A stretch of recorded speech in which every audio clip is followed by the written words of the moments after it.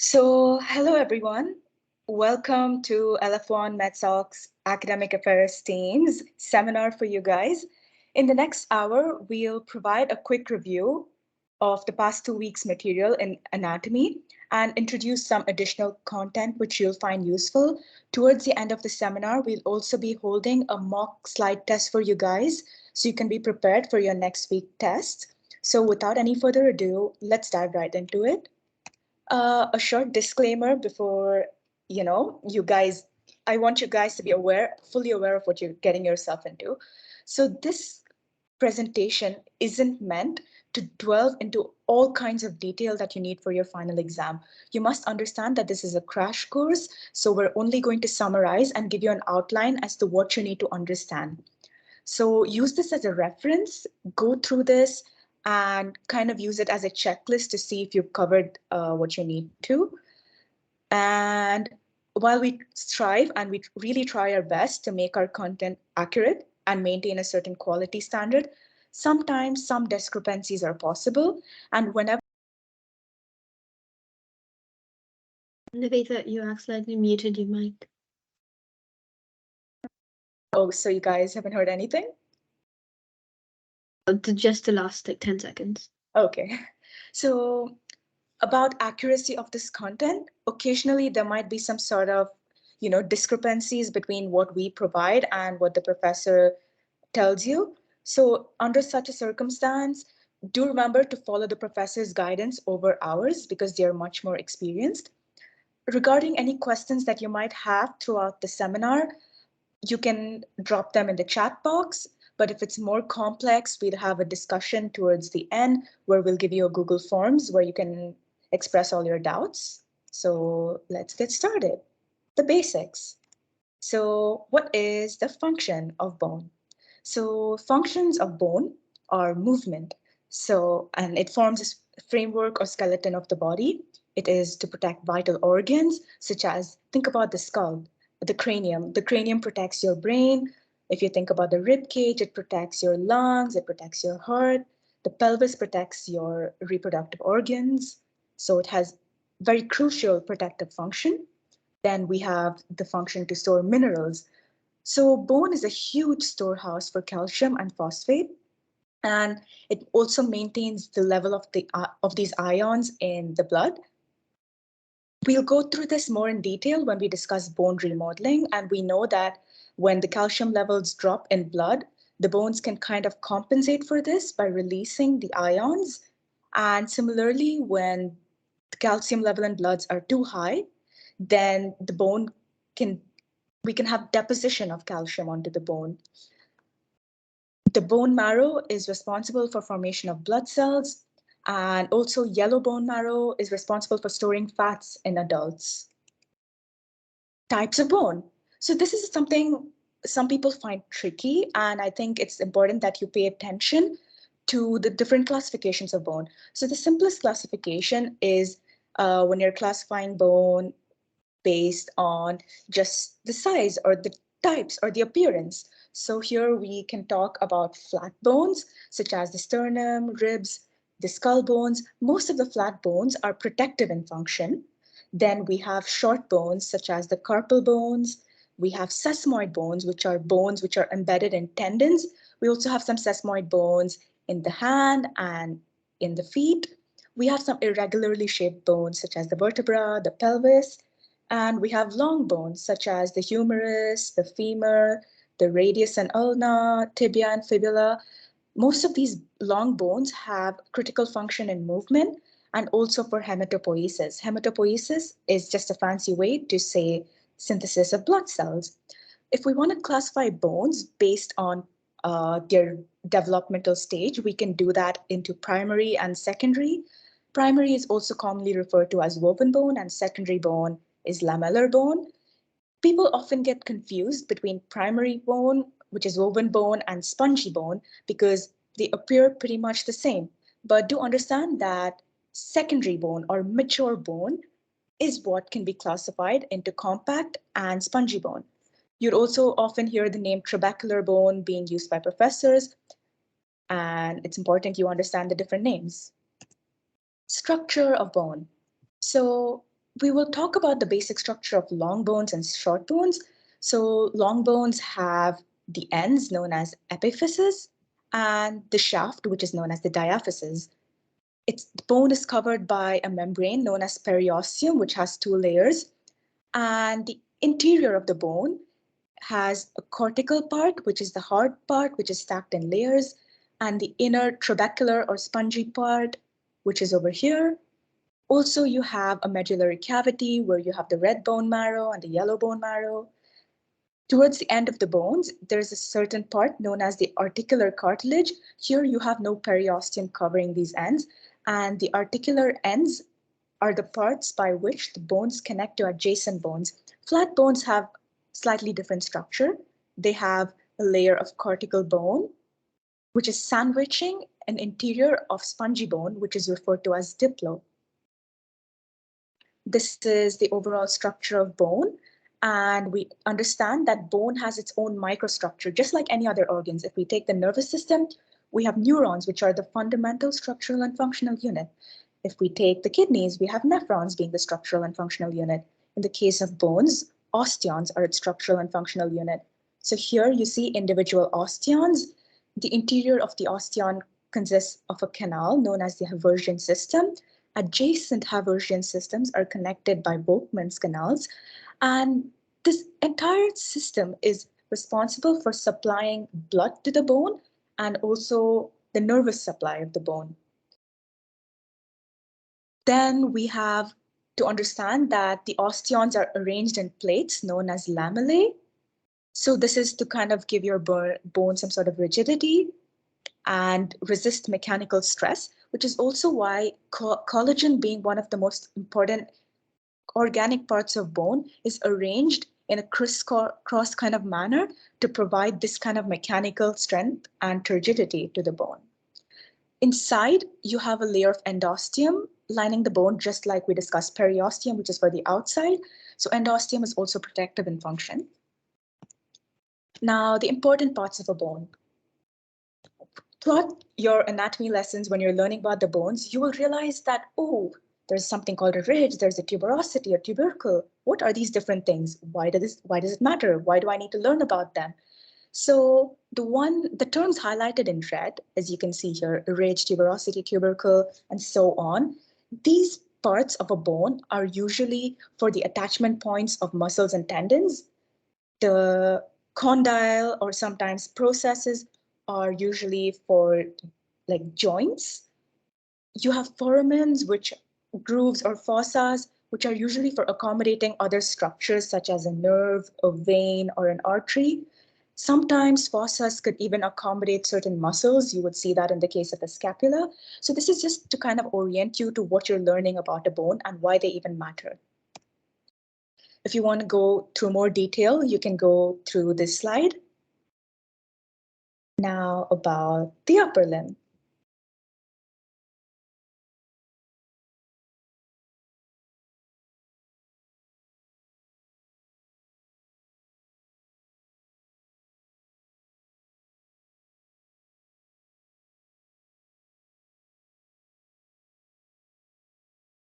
Guys, can you see my screen? Yes, we can. All right. Okay. Okay. So the upper limb.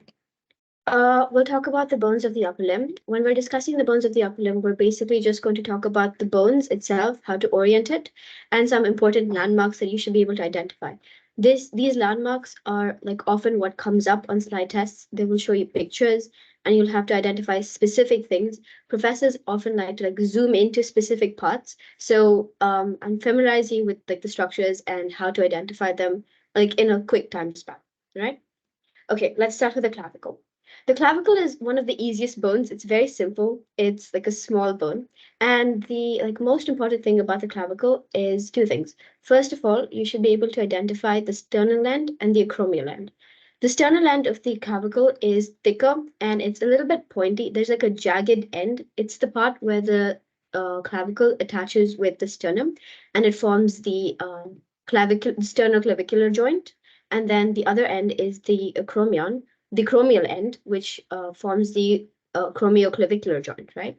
And the acromial end is flatter and broader. So when you actually hold the clavicle in your hand, it's easy to tell. But on these pictures, as you can see, this picture here that I've taken, it's from Priya, I Sabota. think your screen is stuck. Is it? Can you see my cursor moving? We can see your cursor, but the presentation is stuck. It's not on the next slide. Oh, okay. What about now? I think maybe you should try resharing. All right. Just give me a second.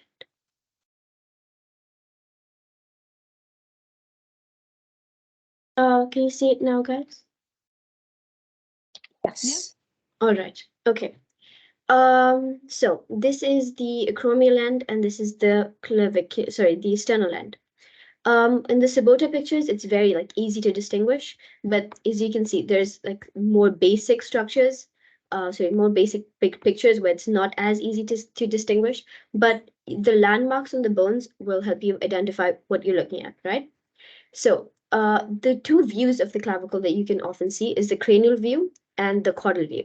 Cranial just means that you're looking at the clavicle from top to down, and caudal means you're looking at it from down to top. The cranial view of the clavicle, you often see that the surface of the clavicle is smooth. There isn't any distinguishing landmarks. If you palpate it on your own body, if you feel it like around your collarbone, it's it's basically just soft because it's basically just smooth because there's no muscles or anything that attaches from there. But on the caudal view, as you can see here, there's an impression for the costoclavicular ligament, which you can find near the sternal end of the clavicle. There is the conoid tubercle, which is a prominence that you can see right here, and that's found towards the acromial end. And you can find the trapezoid line right about here, or this yellow structure that you can see here. There's also a foramen, the nutrient foramen.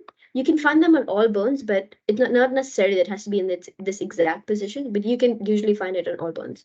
So if you see an opening on the bone, it's very likely the nutrient foramen. Let's move on to the next slide. Can you see it? All right. Okay, so this is the scapula.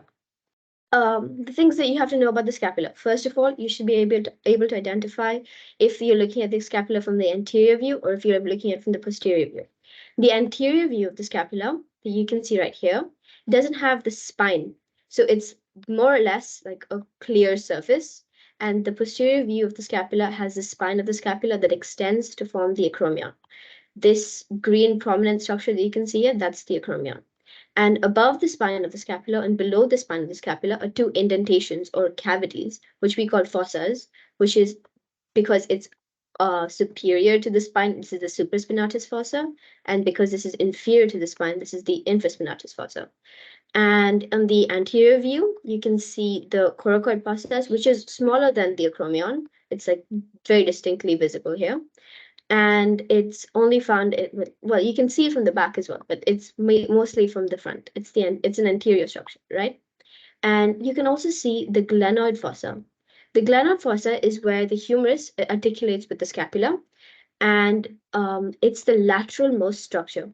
You can also see it's not like labeled on this particular picture, but around the glenoid fossa is the neck of the scapula. You can see this is the lateral view of the scapula. Professors often like to use like lateral views because it's not a common view that you would think to learn from. So if you look at the lateral view of the scapula, this border right here is the lateral border of the scapula, and this is the glenoid cavity.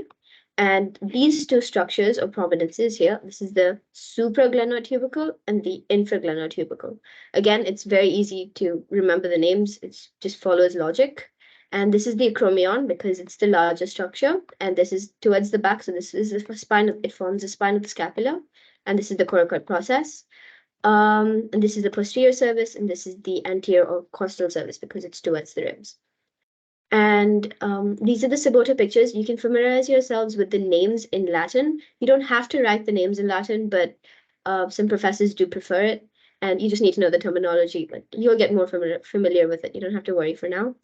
This structure that you can see here, this is the suprascapular notch, or also called the incisura scapulae.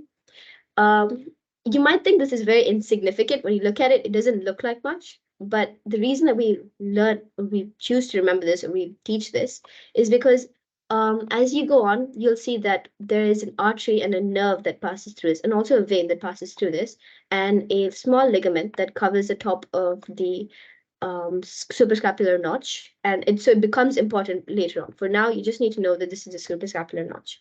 You also need to know that there are these angles that you can see here. It's very simple. This is the inferior angle of the scapula, the superior angle of the scapula. It just follows basic logic. And this is the lateral, this is the lateral margin, this is the medial margin. And yeah, that's pretty much it for the scapula. Okay, now coming to the humerus. So the humerus is also fairly easy. There are a couple of things you have to do to orient yourself around the humerus. The first thing is that you should be able to identify if you're looking at it anteriorly or posteriorly. If you're looking at the humerus anteriorly, you usually be able to see just the, what is this? You can see both the lesser tuberosity and the greater tuberosity or tubercle. And in the posterior surface, you can see basically just the greater tuberosity. On most pictures that you can see, including Sabota pictures and Netter's pictures, this is pretty much how it looks, right? And this is the head of the humerus. And the humerus has two different necks. The reason that they have two different necks is this anatomical neck is around the head of the humerus, so it makes sense. But this is the surgical neck of the humerus, and it's called the surgical neck of the humerus because it's a common site for fractures. And because it's a common site for fractures, it's therefore also a common site for surgery. Therefore, it's a surgical neck of the humerus, right? And in between the two tubercles, you can see this little space here. It's called the intertubercular groove. And it's an attachment site for muscles. You don't have to know it right away, but that's the reason that we learn it. And you can see down the shaft, about a third or half of the way down the shaft, you can see a tuberosity, which is basically just a roughening of the surface of the humerus, which is called the deltoid tuberosity. It's called the deltoid tuberosity because it serves as an attachment site for the deltoid muscle. But again, you don't have to know it at the moment. You have to know the name, but you don't have to know what exactly it attaches right there, right? Okay, now coming to the distal part of the humerus.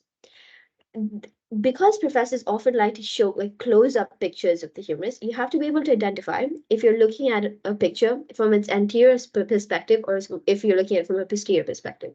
If you're looking at the humerus anteriorly, you'll see that there's two smaller fossas present here, these yellow dots present here. It's a small cavity, but if you're looking at it posteriorly, you'll see that there's a bigger and just one fossa, which is the olecranon fossa. So if it's a posterior view, it's just one olecranon fossa, but if it's an anterior view, it's two smaller fossas. So now that we distinguish that there's two fossas, we have to know how we label them, right? We have to like place yourself around the humerus. This little prominence here that you see, it's the medial epicondyle of the humerus. It's more prominent than the lateral epicondyle. So the part that sticks out is the part that's medial. And the fossa that's closest to the medial epicondyle will be the coronoid fossa. And the part that's closest to the lateral epicondyle, which is this part, will be the radial fossa. All right. And this green structure and this blue structure that you see right here, together they're known as the condyles of the humerus. But this is the medial condyle because it's closer to the medial epicondyle. And this is the lateral condyle because it's closer to the lateral epicondyle. And this is called known as the capitulum. This is known as the trochlea. This is just like to help you be able to figure out things when you're zoomed in and you don't have that much perspective. This is the picture of the humerus from the Sabota that I've taken. Pretty much everything that we just discussed, you can see that it's slightly more difficult to distinguish between things when it's not colorized, but you should be able to figure out if it's anterior or posterior that you're looking at. And another thing that I didn't discuss is that this groove here, where the humerus kind of turns, it makes a little turn, that is the groove for the radial nerve. Professors sometimes like to ask this on their slide tests, so I just thought I'd mention that. Okay, coming to the ulna. The ulna is also fairly simple, but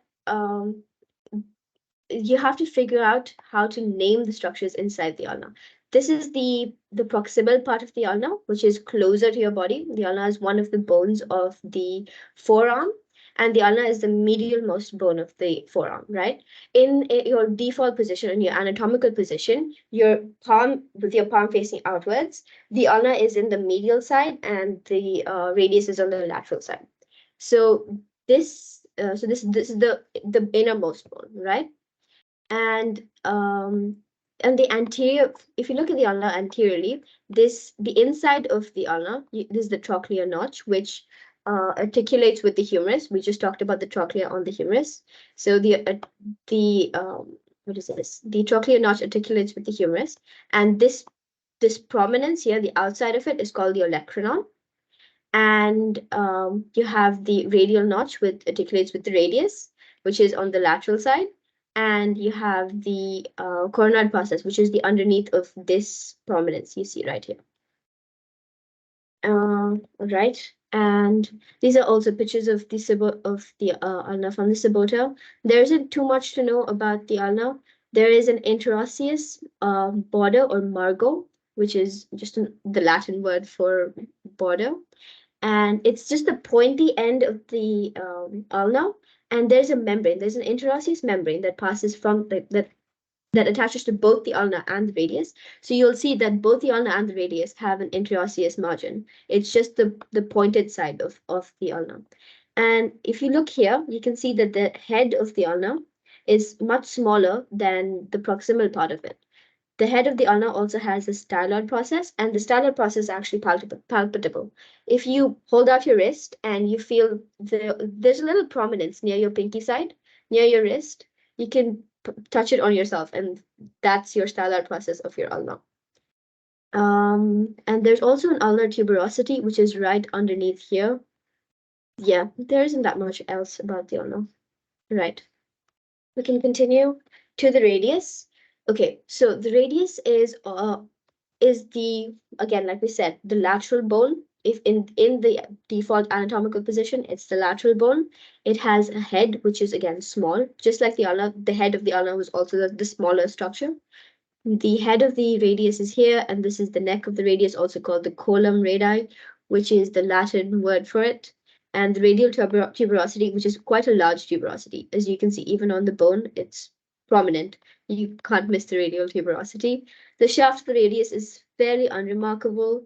There is the interosseous margin, like we discussed. And again, once again, the radius also has a styloid process, and it's palpable towards the thumb side of your wrist. If you touch it, the bony structure that you can palpate is your styloid process of your radius. And it has a articulation fova right on the top, near its head, inside the head.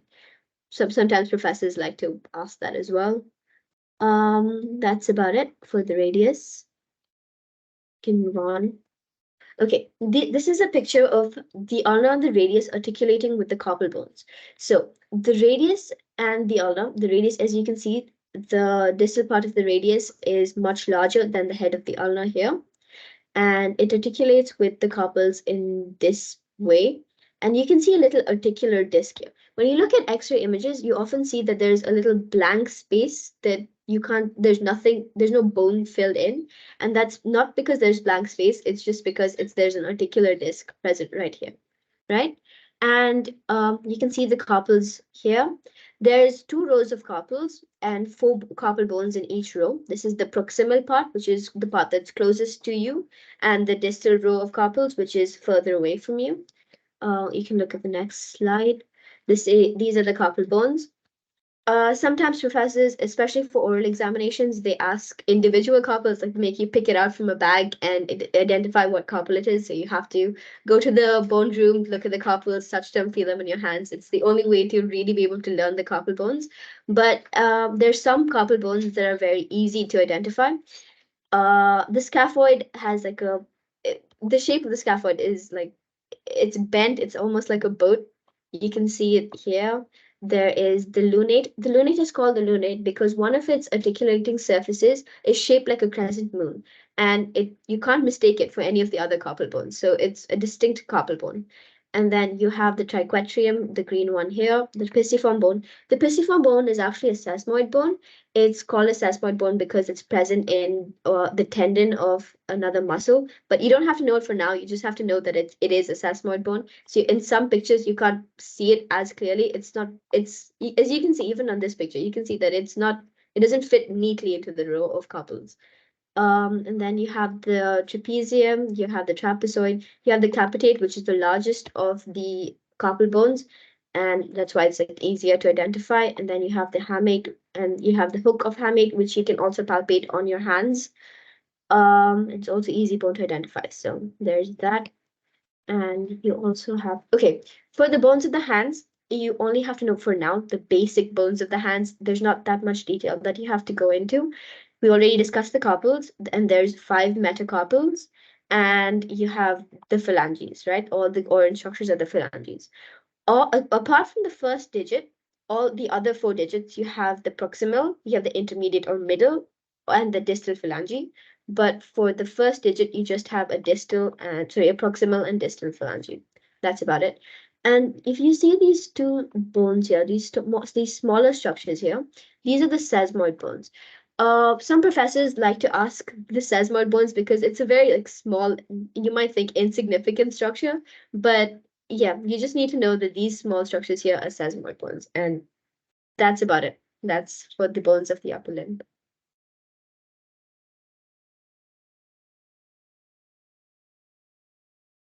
Thank you, Ria. I think I'll start with the joints now. Okay, 1 second, I'll share.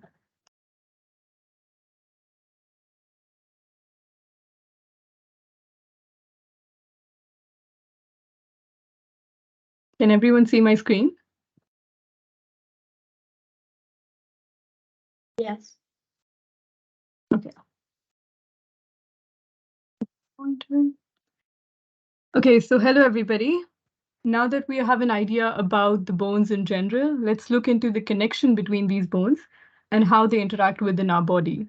I will try to quickly explain all the important basic concepts about the joints, and then at the end we'll go through some X-ray images together as well. Okay, firstly, we begin with the classification of joints. There are 2 ways of doing this. It can be based on the function of the joint, so we have the functional classification, and it can also be based on the structure of the joints, giving us the structural classification. When we talk about the functional classification, we know that our joints are primarily responsible for the movements that we perform. So depending on the degree of movement, we have freely movable joints, slightly movable joints, and immovable joints. There's also the Latin nomenclature that they like to focus on, and it's worth knowing. So arthros is the root of the word, and that means your joint. And that's why we have diarthrosis for our freely movable joints. We have amphiarthrosis. Amphi means half, so half movable or slightly movable joints. And then we have something known as synarthrosis, which are our immovable joints. And now, depending on the structure of the joint and what essentially makes up the joint, we can have a fibrous joint, in which adjacent bones are tightly connected to each other by fibrous connective tissue. And we also have cartilaginous joints, where the bones are connected via cartilage. And finally, we have the synovial joints, which have a characteristic synovial cavity with synovial fluid.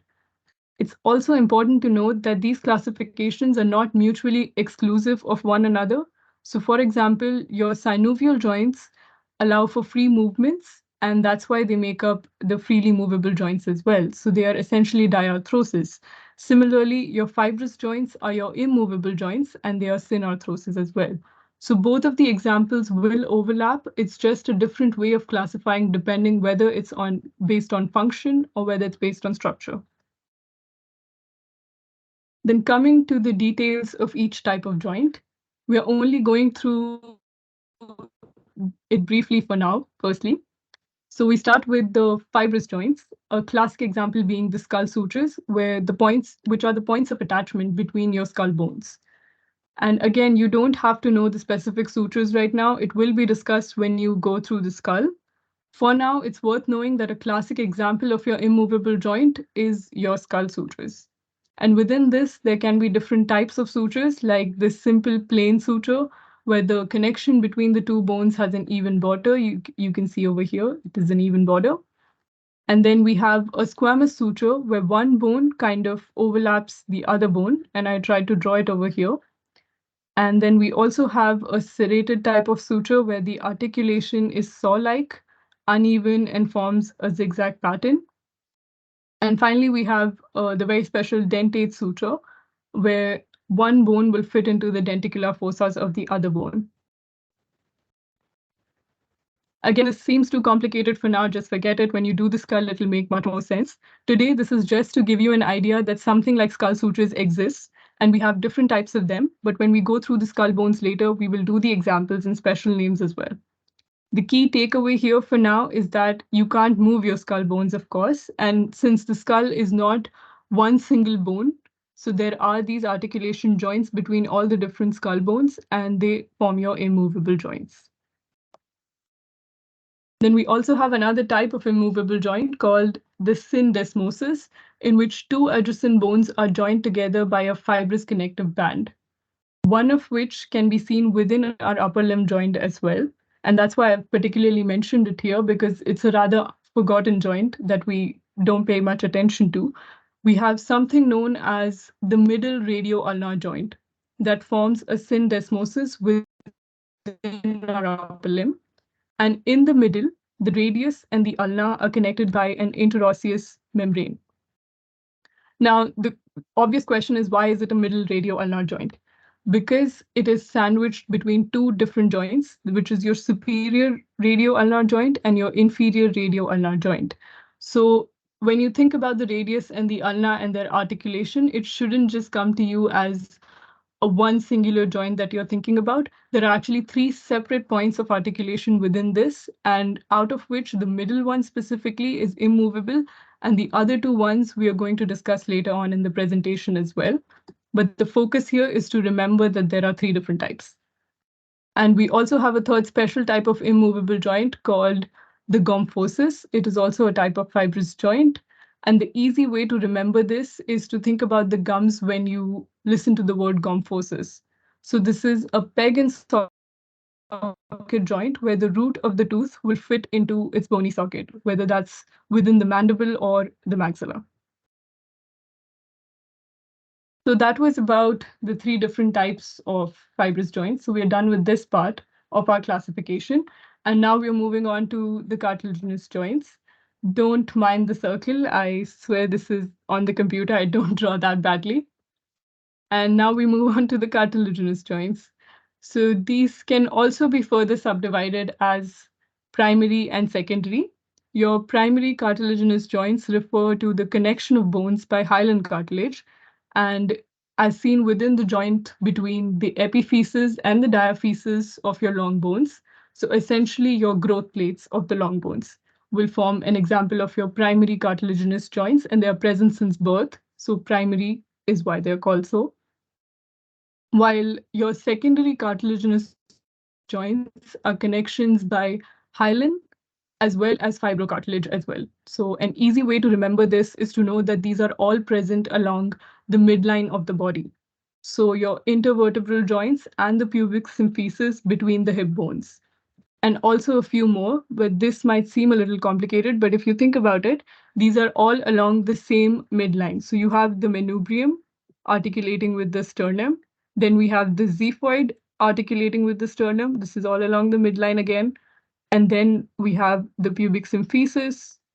Just refer to this. I can't draw on the computer.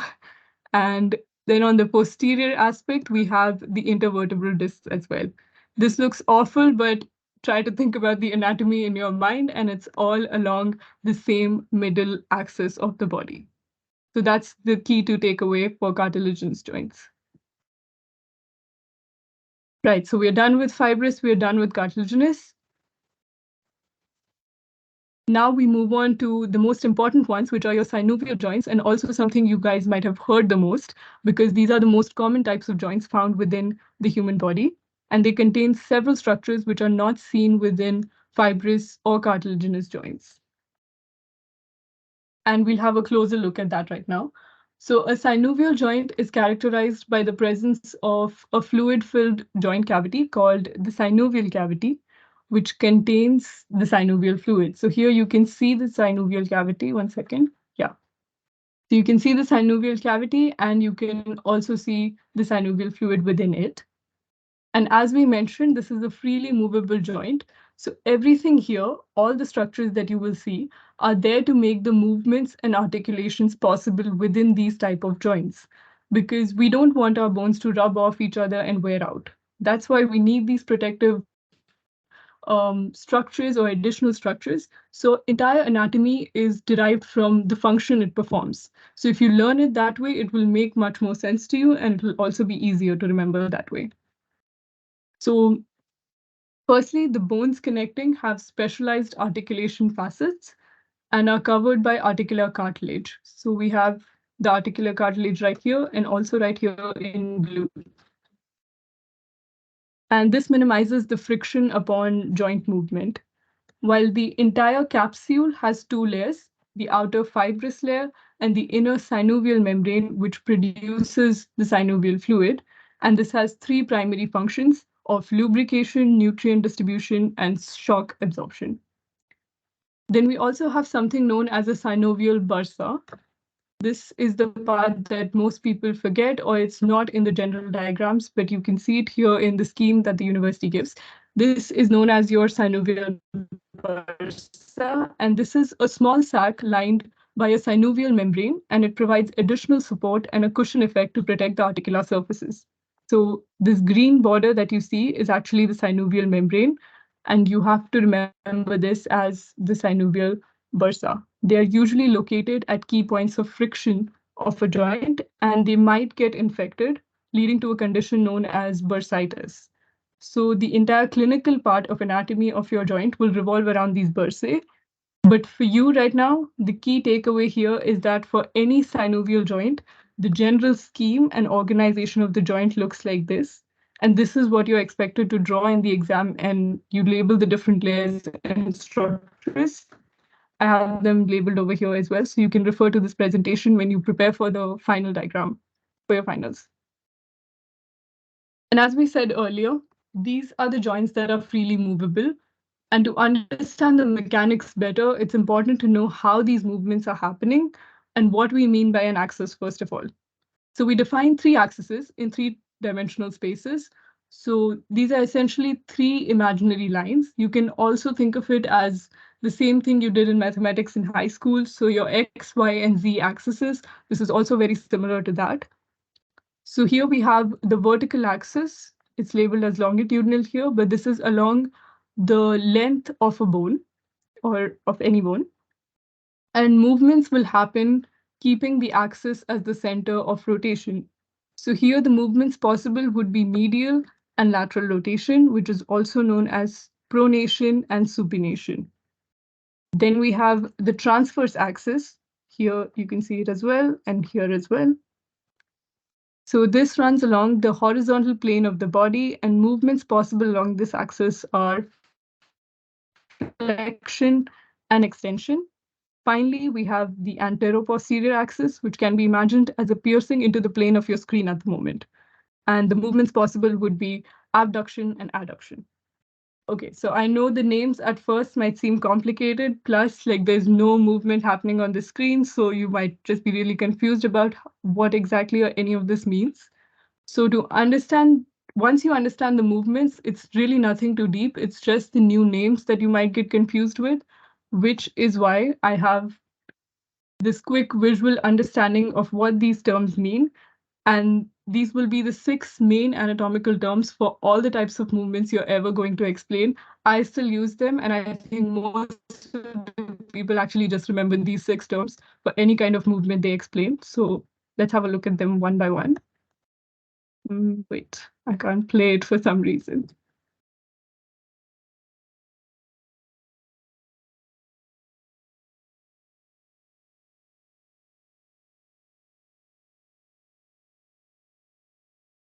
Okay. So this is your flexion, and this is extension. Flexion of the arm and extension. This one is rather simpler to understand because it's directly like your English terms. So extension is just extending the arm, and flexion is when you flex it back. Then here we have abduction and adduction. Abduction and back again, adduction. Abduction is actually taking the hand away from the trunk of your body, and adduction is when you bring it closer to the trunk of your body. How I like to remember it is that add is like addition. So you add something towards your body. And that's how adduction works, add to your body in a way. Then we finally have pronation of the hand and supination of the hand. So pronation is when your palm is faces down, and supination is when your hand faces upwards toward the sky, suppose. So supination towards the sky, and pronation then becomes downwards. That's how I like to remember it, but if you can make up your own mnemonics, that's always better to learn it. But I hope now you know like what these 6 terms are, and that's really all you need to know about the movements. So now that we know those basic terms, I will bring you back to our original discussion about the synovial joints and why we went through all of that in the first place.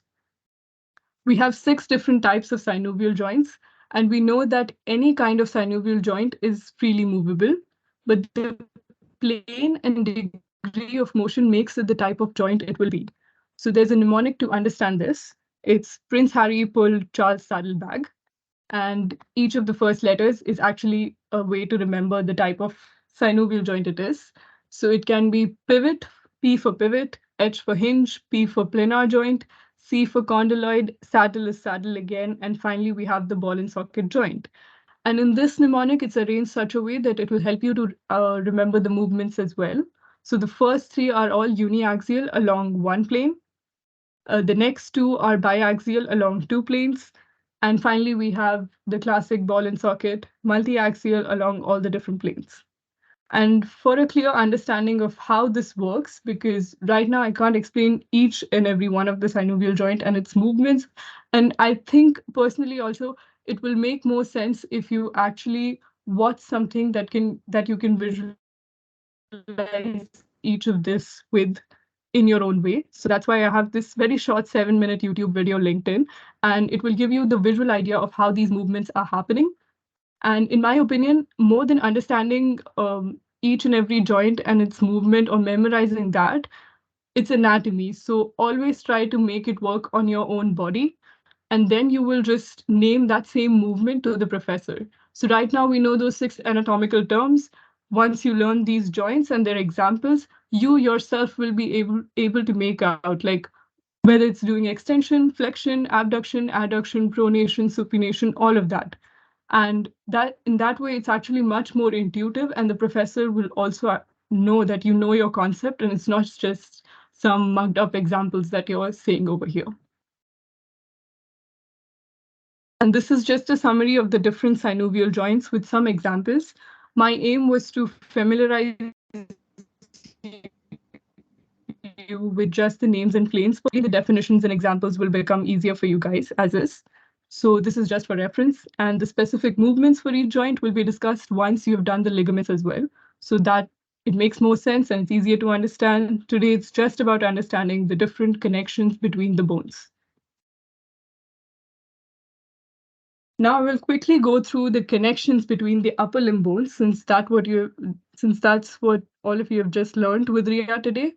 So starting firstly with the shoulder girdle. The names are given according to the bones that are articulating, so it's not too complicated really. If you remember the anatomy, you can make up the joint name as is. So firstly, we have the sternum articulating with the clavicle, forming the sternoclavicular joint. Then we have the acromion of the scapula articulating with the clavicle, forming acromioclavicular joint. Then we have glenohumeral joint, which is actually the main shoulder joint that we talk about, which is the glenoid fossa with the humeral head. So this forms your glenohumeral joint. And then we have something known as the scapulothoracic joint. This isn't really a physical joint. This is more of an anatomical concept that you have to know. when you think about the movements of the scapula, because it articulates, or rather than articulates, it interacts with the posterior part of your rib cage. So that's how the whole concept of a scapulothoracic joint came from, but it's not a physical joint. And this is a note about the glenohumeral joint. It's the most movable joint in the body, and that's possible because the cavity of the glenoid fossa is very shallow as compared to the larger head of the humerus. And it's almost a 4:1 ratio in surface area, which allows for a wide range of movements. You can see here how small this little fossa is as compared to the larger head of the humerus. And this is quite in contrast with the hip bone, where the fossa is, one second, when the fossa is actually quite deep, and the head of the femur is quite restricted as compared to your shoulder joint. So that's why this makes it the most movable joint in the body.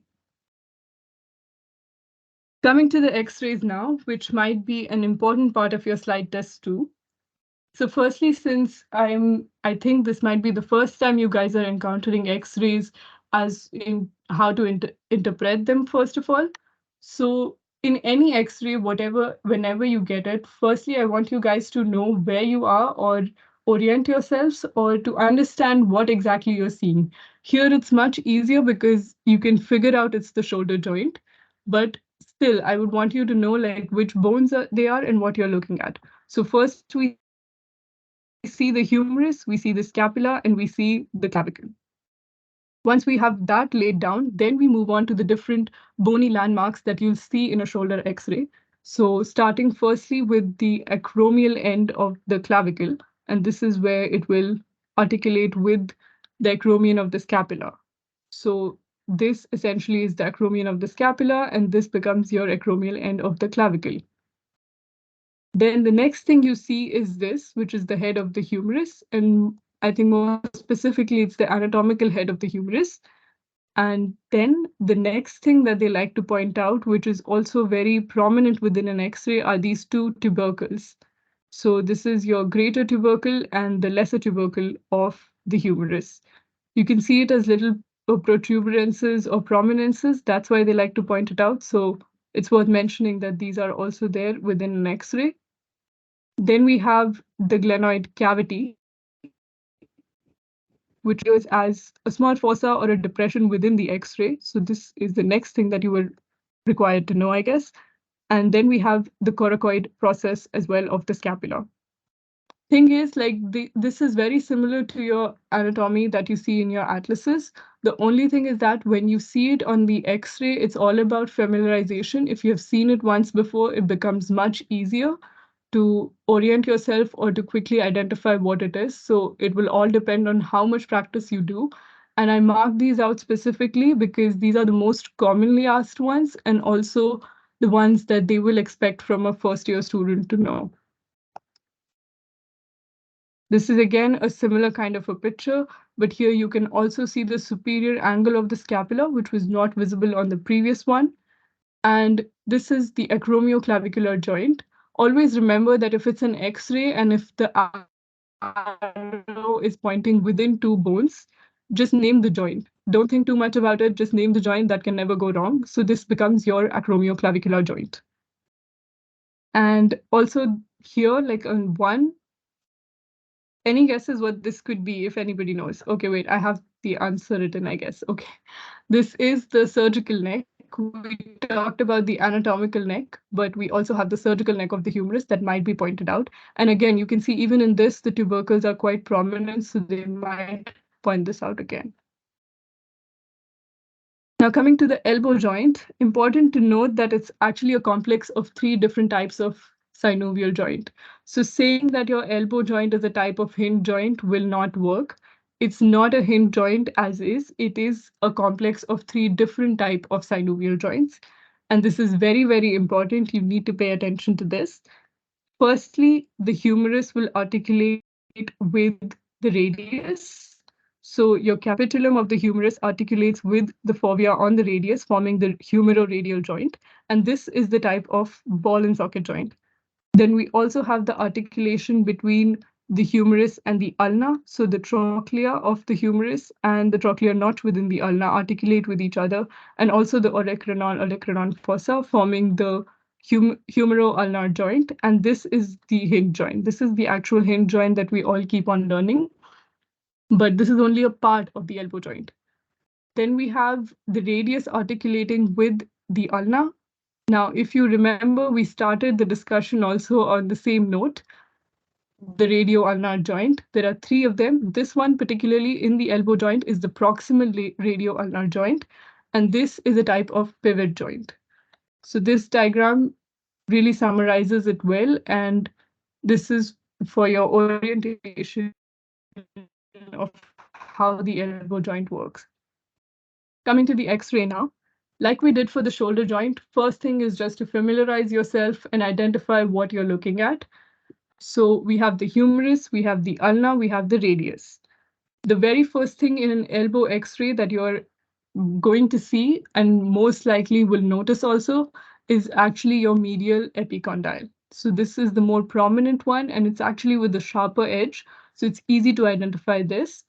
So once you have that laid down, you know this is the medial side. So this becomes the ulna. Although identifying the ulna isn't that difficult because it is anyway articulating with that olecranon fossa, and you can see the olecranon here. So that is quite evident within your AP view or anteroposterior view of an X-ray. Then we also see some other structures that they can ask you. Firstly, it is the circumference of the radius that they might ask. And then we have the humero-ulnar joint. Again, like I said, if you can't understand what's happening and if you see two bones coming close to each other, just name the joint. That's the easiest way to go about it. And then we have the rounded capitulum, or not as well demarcated, but you should know from your atlas that if this is the lateral side, you're expected to see the capitulum, and also it's articulating with the radius. So this becomes your capitulum. And the other end of the humerus would be your lateral epicondyle, which is not as sharp as the medial one, and it's rather shallow as compared. So that becomes your medial epicondyle. Then we also have another view of the elbow that they can ask you about, or they can give you to identify, and that becomes your lateral view of the elbow. Here, not much to see, although there is one thing that I think it's in the next image then, if it's not in this one. But here you basically identify the olecranon or the coronary process, or maybe the bones. If it's like a way too zoomed in picture, then you have to figure out that if it has the olecranon fossa, it is the ulna, and if it has the circumference, it's the radius. And also one more thing that I wanted to talk about, yeah, it's right here. So within the radius, you will also see that there is a radial tuberosity. So here you can see it on the lateral side. You can also see it on the AP views as well, but it is quite prominent and you can actually identify it. So you need to know it for the X-rays. So again, this is just for your practice. It's almost the same labels that we discussed on the previous slide. So how you can practice it is just try to identify the different labels. The answers are right here, and try to see how many of it you can identify, because right now for you guys, X-rays are really about practice and how much of it you can relate with your atlases. This is to emphasize that there are three different types of radio-ulnar joints. I know I might sound like I'm just going on repeating the same thing, but you will be surprised that not many people remember that there are three different types of radio-ulnar joints when you actually go through the entire human body. So here, if it's an important takeaway that you can take, it's that you have three different ones. And first one we already talked about, it's the syndesmosis, and the middle radio-ulnar joint will do that. And we have two more, the proximal and the distal ones, which are actually pivot joints, and they are a type of synovial joints. We already talked about them in the previous slides. Now moving on to the wrist joint complex. With the wrist, since the number of bones is more, the number of connections between these bones also significantly increases. And there are also different types of synovial joints present within the wrist, which we will see in the next slide. So there are quite a few of them, and there are different types of them.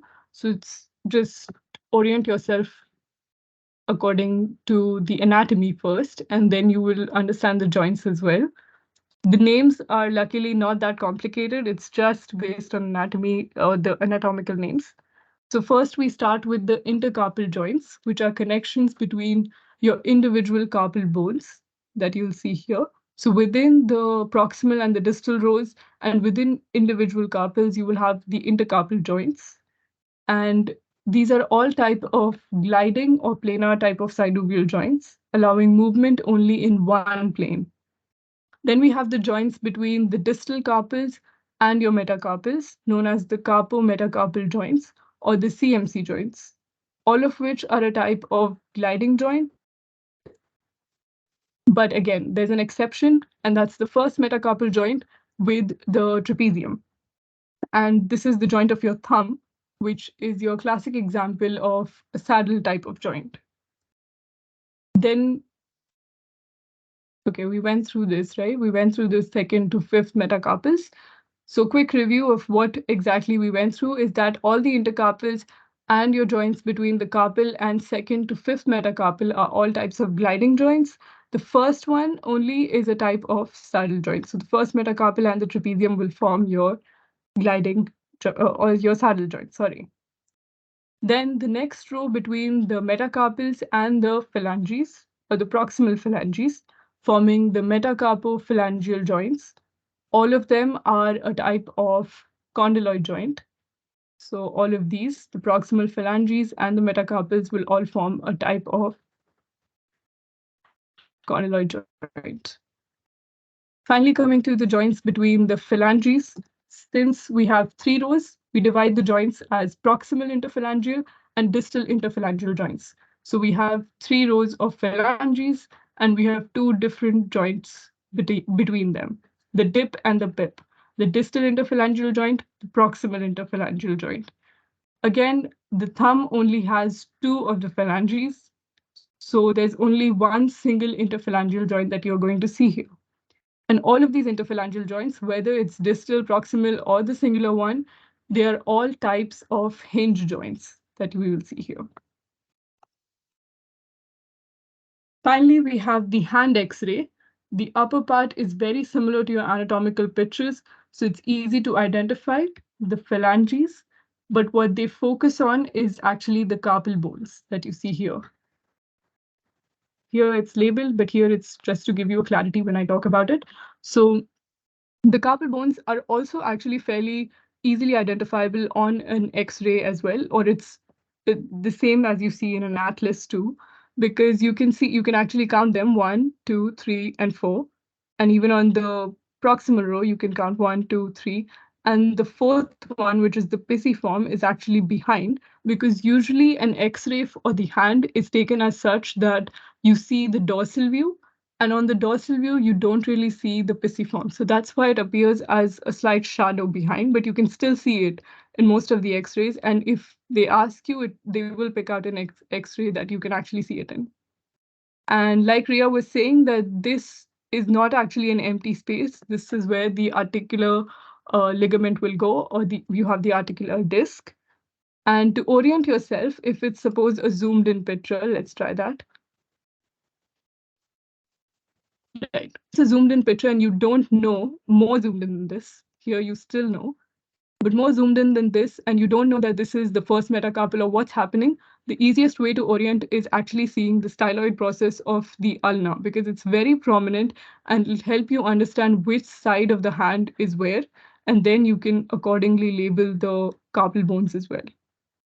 And also, like, the radius has a larger circumference over here, so if that helps you remember it, that's also fine. Coming to another specific part here, and that is your sesamoid bone of the thumb, which, again, like, this is seen on the X-ray, that's why they focus on it, but it can be a neglected part. It's still important to know, or it's worth to know that something like that exists on the thumb. Again, the phalanges is something which is directly as is seen on a skeleton, so this shouldn't be a problem. It's just the carpal bones that you will need to memorize, and then you can figure it out on an X-ray as well. Some of the carpal bones actually have particular structures that you can see, and only one actually. It's just the hook of the hamate that can be seen very particularly. But even if you name this as the hamate, it's not really a blunder. So you can still know that this is a hamate, that's okay. But if you know it's the hook of the hamate, that's perfect as well. So right now, as first year students, I know this might seem like an overload of information with the x-rays as well, but the key point or the key takeaway is not to be scared of x-rays, because what they want from you through x-rays is just to use your anatomical knowledge. Whatever you're learning on skeletons or through atlases or on cadavers has to be used as radiological diagnosis as well. So they will only point out structures that you know, and it's just about practice. So as long as you see at least this much, like for the upper limb, I think these x-rays should be enough because they cover all the important structures that you do see on an x-ray. So it should be enough to know this much, but don't be scared of it. Practice it as much as you can, and you'll be fine with the x-ray part too. So that's all for my presentation, and I hope you learned something about the joints today, or at least the movements. Thank you. Thank you, Priya. Now I would be taking over. I hope everyone can hear me. I would be sharing my screen now. Just a minute. Mm, I hope everyone can see. So, yeah, I can understand you guys are very drained from the whole seminar. So, I would say that for embryology, just listen to what I'm saying. You don't have to memorize anything. You can take a water break, coffee break, whatever you want, but just listen to it. The first topic we would be covering from embryo is the embryologic development from day 1 to day 21.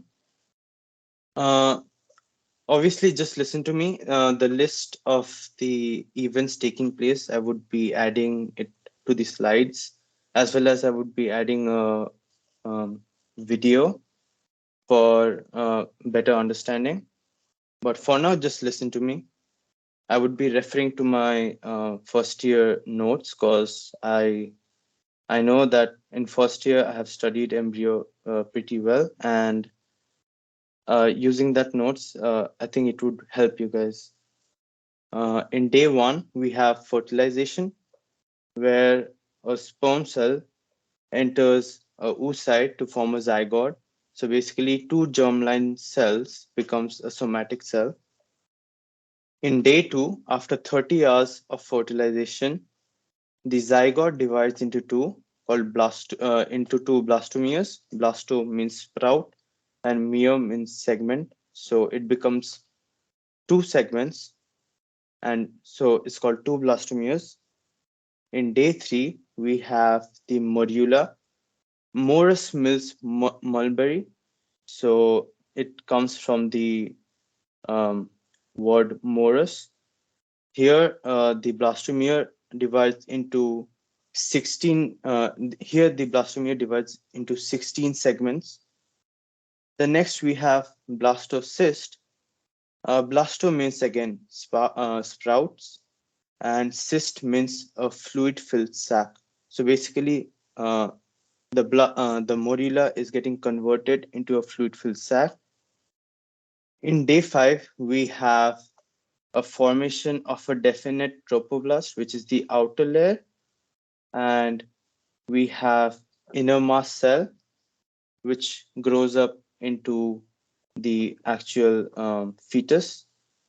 In day 6, the tropoblast implants into the uterine wall. In day 7, the tropoblast differentiates into cytotrophoblast, which is the inside part of the trophoblast, and sincere trophoblast, which is the outside part of the trophoblast. The reason it's called sincere trophoblast is because the cells of that part of the trophoblast undergoes karyosis but fail to undergo cytosis. So basically, they are cells with multiple nuclei. In day 8, the innermost cell differentiates into hypoblast and epiblast. as you can see in the picture given. In day 9, the cell from the hypoblast migrate uh, to the blastocyst cavity to form the primitive yolk sac. The hypoblast and the epiblast are together called the bilaminar disc. Day 9, we have the sensual trophoblast invading into the uterine capillaries, forming sinusoids. I know, guys, these stuffs are not mentioned in the PPT, but I would be adding uh, a video as well as the notes I'm referring to for better understanding. For now, just listen to me. I know it's very hard to visualize it and understand it. So for now, just listen to me. Uh, then day 11, we have the cytotrophoblast growing into the extra embryonic coelom. So basically, the cytotrophoblast forms a cavity cavity cavity filled structure called the coelom, which further grows into your connecting stalk and the definite coelom. In day 12, we have the yolk sac, which from uh, pinches off from itself to form a secondary yolk sac, which is the actual yolk sac and extra coelomic cyst. Day 13, we have the extra embryonic coelom, which further grows into the chorionic cavity, and some part of the coelom it attached to the sincere trophoblast via a connecting stalk, which further develops into the umbilical cord. So basically, the connecting stalk later on, when the fetus develop, it becomes the umbilical cord. We have the second week, day 14, the cell of the epiblast of the caudal end. So caudal means the posterior end or the tail end, and cranial means the front part or the uh, end towards the head. So cells of the epiblast of the caudal end starts to differentiate and burrow underneath the epiblast layer, forming a primitive streak. This process is called gastrulation.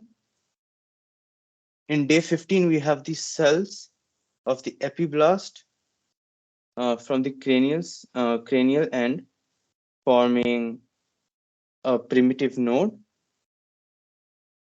Day 16, we have like due to the burrowing of the differentiated epiblast cells, three germ layers are formed. The endoderm, which is the most underneath layer, which is the replaced and displaced hypoblast. We have the mesoderm, which is the cells that were burrowing underneath the epiblast layer. They are further divided into uh, interembryonic and extraembryonic. And under interembryonic, you have the paraxial mesoderm, the intermediate mesoderm, and the lateral plate mesoderm. For now, just know the terms. The process, understanding the process would be required later on in the future. Then we have the third layer, the topmost layer, which is the ectoderm, found from the differentiated epiblast cells. Then in day 17, we have the primitive node, which starts to form a hollow rod-like structure called the notochordal process. Day 18, we have the ectoderm of the primitive node and the cranial end, uh, which forms the neural plate later on. This process is called neurulation. Day 19, we have the notochordal plate, which fuses with the endoderm to form the notochordal. No, sorry. In day 19, we have the notochordal process, which fuses with the endoderm to form the notochordal plate. This is the connection between the amniotic cavity and the yolk sac. Day 20, which is the second last day, uh, the neural, this formation of neural plate, which is basically cells of the ectoderm, starts rapidly proliferating to form a ridge-like structure, to form a mountain-like structure. Later on, that neural plate forms a neural groove in the middle, and two neural folds are formed by these neural plate cells. In day 29, in day 21, the neural folds join together to form the neural tube. I know, guys, that this whole process seems very confusing and too much to take in, but for now, just listen. So that's all we have from for the embryonic development from day 1 to day 21. Next, we would be talking about osteogenesis, because the main topic is bones and joints. So we'll talk about osteogenesis. First, we have the mesenchymal cells, which is omnipotent cells which can differentiate into any structures. These mesenchymal cells differentiate into a pluripotent cell called the osteochondroprogenitor cells, which can either divide into chondrocytes or pro-osteoblast. So as we are discussing about osteogenesis, we'll stick to bones. So the pre-osteoblast later differentiates into osteoblast, and these osteoblasts later differentiates into osteocytes. This is the whole process of osteogenesis. Now we move on to ossification. Um, Before talking about ossification, we have to know which bone structures undergoes which type of ossification. We have two kinds of ossification: intramembranous ossification and endochondral ossification. So every bone of the skull, except for the base, undergoes intramembranous ossification. The facial bones undergo intramembranous ossification. The mandible, the clavicle, the ribs undergo intramembranous ossification. So basically, these are flat bones, and the major difference between intramembranous ossification and endochondral ossification is that um, in intramembranous ossification, bones are formed directly from mesenchymal cells, while for endochondral ossification, first, uh, first we require a hyaline cartilage model, which later develops into a bone. So that's the major difference. For endochondral ossification, the examples of bones that undergo endochondral ossification is the base of the skull and all the long bones of the body. Uh, then we move on to the process of intramembranous ossification. So first, we have mesenchymal cells, which differentiates into osteogenic cells, which later differentiates into osteoblasts. This osteoblast forms an ossification center. Uh, after form these osteoblasts then starts secreting osteoids, which are basically uh, which causes mineralization and calcium phosphor deposition. Then the structure that's developing, there's vascularization taking place. So basically, arteries and veins and capillaries are entering the structure. So this vascular structure forms um, this vascular structure forms the woven bones. After forming woven bone, there's formation of periosteum that's taking place around it. So the mesenchymal cells around the woven bones becomes a connective tissue called periosteum. And the last step, the bones that is closer to the periosteum uh, undergoes undergoes ossification to form compact bones. And so basically, this is the whole process of intramembranous ossification. Then we move on to endochondral ossification. So it's on the next slide. So as I said before, there has to be a hyaline cartilage model. Uh, this uh, this hyaline cartilage model has a connective tissue surrounding it called the perichondrium.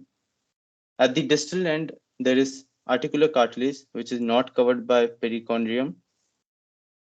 So the first step of endochondral ossification is vascularization of the perichondrium, which gets stimulated and later develops into the periosteum.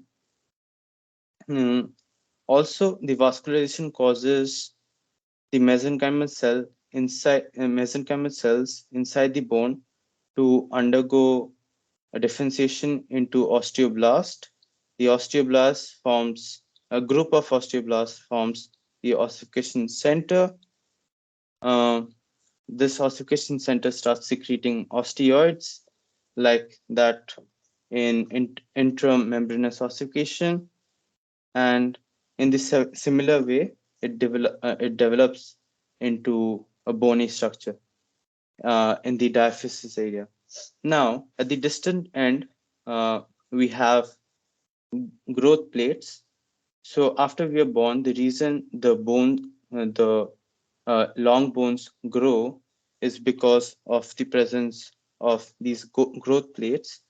There's vascularization taking place in the distal areas, which forms the secondary ossification, where the mesenchymal cells present in the distal area becomes the osteoblast, and the osteoblast starts forming osteoids. The osteoblast becomes osteocytes, and naturally it replaces the chondrocytes there, and keeps on growing until a certain age. So this is the whole process of endochondral ossification. We have the one of the distinct feature of endochondral ossification is the histological um, mm, the histological the histological slide that we can see here. There is a resting zone uh, which is formed by a small amount of chondrocytes. These chondrocytes later proliferate into a huge amount to a point that the nutrients reaching them is not enough. So they undergo hypertrophy. So there's a region called the hypertrophic zone. And then because of this hypertrophy, they are uh, by um, replaced by other cells and results in results in calcification, but it's still not yet bone.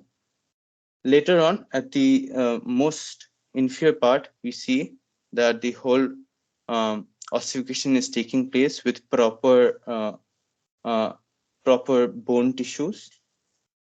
So this can come handy during while studying histo. This is the whole process of endochondral ossification taking place at the uh, secondary ossification center. So yeah, that's it from me. Next, Niveta would be discussing about bone remodeling. Okay, guys, this is going to be the last 3 or 4 slides of your day. I promise. I know you're tired and we're also running a little, late. So, yeah, bone remodeling. So, why does this process occur? It's necessary to replace old bone tissue, and it's also necessary to make your bones stronger based on your requirements. It's something that happens continuously in your body in response to hormones and also like mechanical forces. So we mentioned remodeling signals. So what signals do we mean by remodeling signals? So one is actual force on the bone, the actual load. So if you're overusing a bone, say you're walking too much or you're exercising too much, there's going to be micro cracks or micro fractures being created on the bone, and the bone will have to learn to resist this force and become strong. So this is the mechanical signal bone can receive. The other one is hormonal, and the hormonal signal comes from the parathyroid gland. So the parathyroid gland has two types of cells, chief cells and parafollicular cells.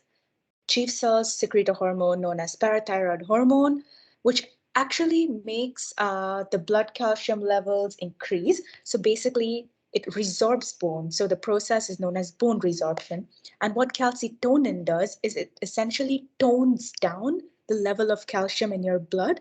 So it decreases blood calcium level through the process of bone deposition. So bone deposition is basically the process by which calcium ions are put onto the bone, and resorption is when these calcium ions dissolve from the bone and are put into blood. So there must always be a balance between resorption or deposition. If not, it can lead to bone disorders and diseases such as osteoporosis. This is the complicated looking process of bone remodeling and building. I'm not going to go through this, but you guys can go through it on your own. You can watch a video. But what I'm going to go through is the concept of there being three cells which are carrying out this process. So we have the osteoblasts, osteoclasts, and osteocytes. So osteoblasts have B for build, so they're building new bone tissue. Osteoclasts have C for cut, so they break down and cut old tissue. Osteocytes are neutral and they nourish existent bone tissue. So all the nutrients and any other type of important factors needed for normal bone function is provided by the osteocytes. So assuming you receive a particular hormonal or mechanical signal, you have the bone, the osteoclasts start acting on the old bone and break it down, and then osteoblasts start secreting a substance known as osteoid to rebuild the bone. So essentially, osteoblasts are adding two components to the bone, which is both the organic and inorganic component. So the organic component is collagen, which we discussed earlier, and the inorganic component is calcium phosphate. So here we have our new bone. And this is the process of remodeling. And we're actually done with the entire course for today. But here's your time to do the test, which we promised, which is kind of a representation of how your slide test would be. So you guys can open this link in your browsers and you can start working on the test. There's 25 questions, and going by slide test logic, you shouldn't take more than 12 and a half minutes, but we'll be kind and try to give you a little more. Say we'll push it to 15, but we're also running short on time. So the quicker, the better. So you guys can start doing the test right now. And once you're done, we will have a quick discussion about any questions that you find difficult. And yeah, so you can get started.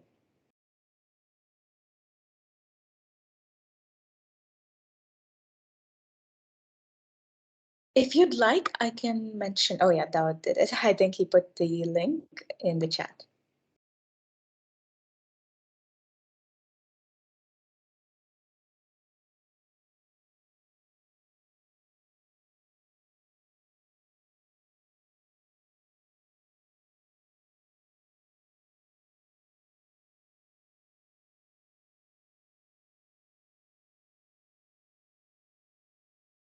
Could we get a thumbs up if you're able to access the test?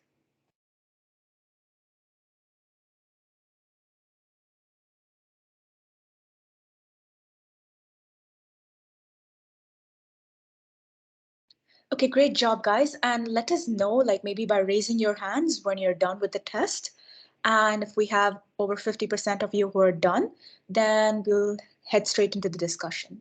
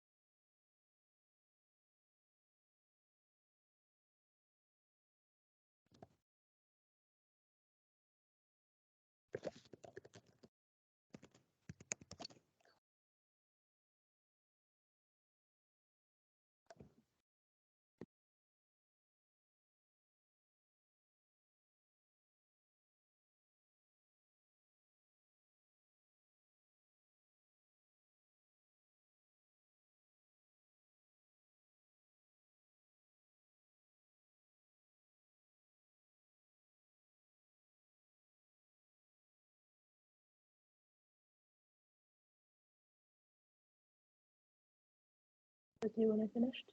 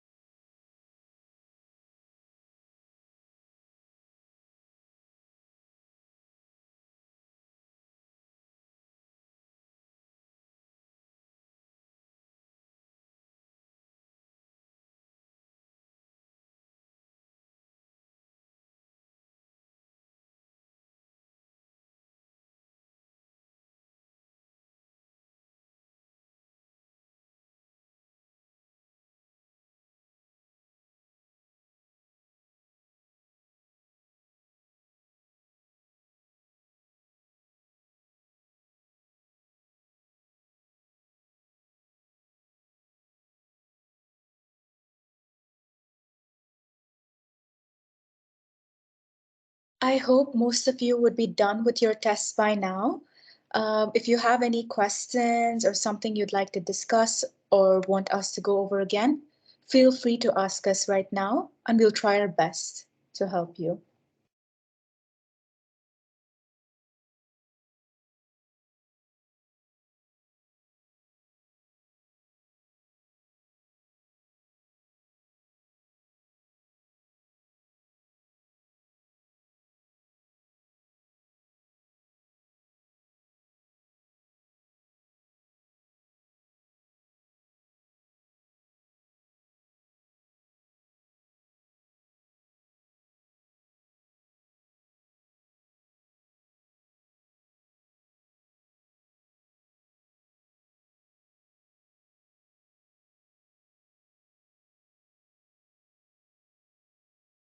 Does anyone have any questions or something that you'd like us to address? You can raise your hand and we'll get to you. Or if not, you can also ask us privately and we can answer your queries. So if not, we don't want to take too much of your time. We're gonna give you a feedback form in the chat. We would really appreciate if you could tell us what you liked about the seminar, how you'd like us to improve, how likely you're to attend next seminar. And based on those things, we'll see how to proceed. And if not, if there's nothing else that you guys would like to ask us, I think we can call it a day. It's been a long while. Thank you for coming, and I hope you guys could take something informative about, from this seminar, and wish you all a good night. Thank you. Shut up. Thank you. Good Thank night. you so much.